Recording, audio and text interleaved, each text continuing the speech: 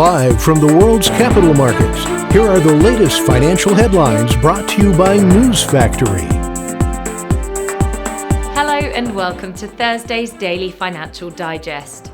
And here's what's making the headlines in the markets today. Bitcoin has fallen 3.3% in the last session. The RSI has shifted sharply into the negative area.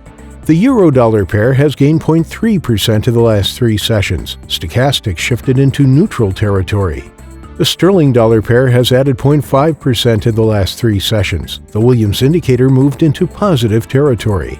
The Aussie-dollar pair has traded sideways in the last session. The ultimate oscillator has plunged into the negative zone. Those were today's major economic events. And now, moving on to world financial headlines. Amazon's global sales are an affirmation for Amazon, which has spent billions of dollars in recent years to grow its presence outside the U.S.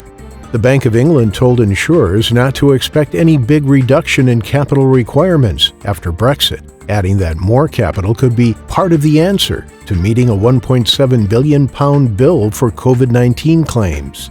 Alternative cryptocurrencies such as Litecoin, Cardano, and Chainlink are flying high, while Bitcoin bulls take a breather. And now let's hear what our chief analyst picked up for us today. The U.S. continuing jobless claims will be released at 13:30 GMT. The U.S. initial jobless claims at 13:30 GMT. Germany's wholesale price index at 700 GMT. The UK's RICS housing price balance will be released at 0:01 GMT. Japan's foreign bond investment at 2350 GMT. Australia's consumer inflation expectations at 0000 GMT. We hope that you've enjoyed Thursday's Market Outlook. On behalf of all of us here, we wish you a productive trading day.